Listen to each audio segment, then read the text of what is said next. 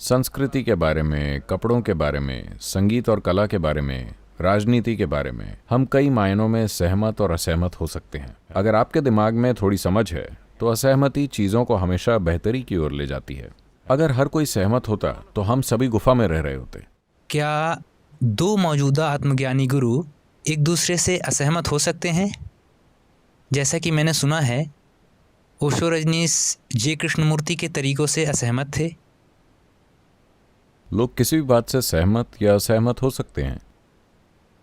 अगर आप मुझसे बात करें किसी भी बारे में, कला, संगीत, राजनीति, कुछ भी, शायद मैं आपकी कही हर बात से असहमति जताऊं। नहीं, मैंने ये नहीं कहा कि आप मौजूदा आत्मज्ञानी हैं, पर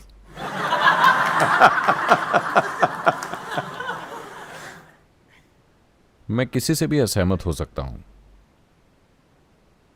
लेकिन अगर हम जीवन पर ध्यान दें तो सहमति या असहमति की कोई ज़रूरत ही नहीं है, क्योंकि ये जैसा है वैसा है। इस बारे में कोई सहमत या असहमत नहीं होता। लेकिन संस्कृति के बारे में, कपड़ों के बारे में, संगीत और कला के बारे में, राजनीति के बारे में हम कई मायनों में सहमत और असहमत हो सकते हैं, है ना? और जितना हम असहमत होते हैं उतना ही बेहतर है। हाँ, आया ना? अपने आसपास की चीज़ों में अगर आप असहमत हैं, यानी अगर आप खुश हैं और असहमत हैं, आप अगर एक दुखी व्यक्ति हैं, फिर आप असहमत होते हैं तो आप लड़ेंगे। अगर आपके दिमाग में थोड़ी समझ है तो असहमति चीज़ों को हमेशा बेहतरी की ओर ले जाती है ना? मान लीजिए कि आप और मैं असहमत हैं कि इसे कैसे रखा जाए, तो हम यहाँ बैठकर अगले 2 दिन तक बहस कर सकते हैं और फिर शायद कुछ वाकई सुंदर निकल कर आए। पर जैसे ही हम असहमत होते हैं, हमें गुस्सा आ जाता है, हम लड़ने लगते हैं। ऐसे लोग अलग हैं। तो अगर आप खुशी से असहमत होकर जीवन के सबसे छोटे पहलुओं पर भी बहस करते हैं, ये पूरी तरह ठीक है। There is no necessity that you have to agree with everybody. You don't have to. ऐसा कुछ जरूरी नहीं है कि आपको हर किसी से सहमत होना है, इसकी जरूरत नहीं, क्योंकि जब आसपास की भौतिक चीजों की बात आती है तो हम में से हर कोई इसे अलग तरह देखता है। इसीलिए इतनी विविधता में जीवन घटित हुआ, है ना?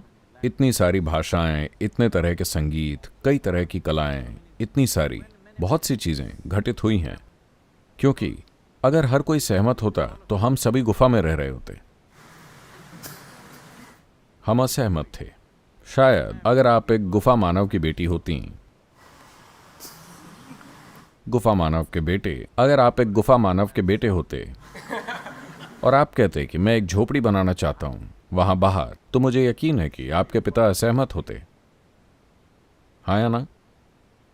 वो कहते क्यों? गुफा अच्छी है और गुफा में रहने के सभी गुण उन्होंने आपको समझा दिए होते। लेकिन आपने असहमति जताई, इसीलिए झोपड़ी बनी, इसीलिए लाखों दूसरी चीजें आई, है ना? तो ये बिल्कुल ठीक है, आत्मज्ञानी हो या ना, आप लाखों चीजों के बारे में असहमत हो सकते हैं। इससे क्या समस्या है? लेकिन अगर आप मूल तक पहुंचते हैं तो ना आपको सहमत होना है ना सहमत होना है। ये जैसा है ये वैसा ही है। अस्तित्व को आपकी सहमति या असहमति की जरूरत नहीं है। ये बस यहां है। भौतिक, मनोवैज्ञानिक और भावनात्मक को सहमति या असहमति की जरूरत है। आप ऐसे लोगों के साथ रहने की कोशिश करते हैं जो आपसे सहमति रखते हैं, जो कि एक भारी गलती है, क्योंकि वो जरूर मूर्ख होंगे। अगर आपके अंदर आपसे असहमति जताने वाले लोगों के बीच हमेशा रहने की समझ और संभाव है, तो आप देखेंगे कि आप भौतिक दुनिया में चीजों को बहुत बेहतर तरीके से करेंगे।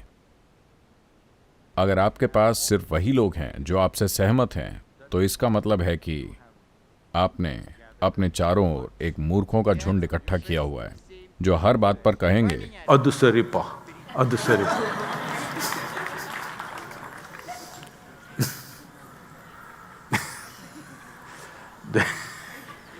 There are गांव में, हर गांव में शब्दों की कमी की वजह से मैं कह रहा हूँ, गांव स्तर का रहस्यवादी हर गांव में एक होता है और उसके साथ हमेशा एक असिस्टेंट रहेगा, एक चेला। वो जो भी कहे, चेला वहीं बैठा रहेगा और कहेगा अध सरिपा।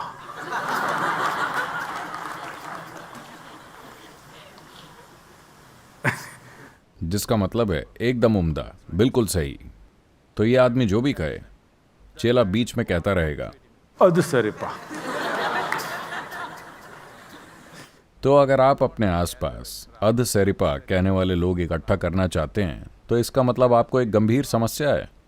अगर आप दुनिया में कुछ करना चाहते हैं तो आपको ऐसे लोगों को चुनना चाहिए जो आपसे सहमत ना हो, जो आपसे असहमत होंगे, जो चीज़ों को जैसा आप देखते हैं उससे 1000 अलग तरीकों से देखेंगे। सिर्फ तभी चीज़ें होंगी, है ना? लेकिन अस्तित्व के मूल को न तो सहमति की ज़रूरत है और न ही असहमति की। यह आपकी सहमति या असहमति नहीं मांग रहा, आप बस इसमें विलीन हो सकते हैं।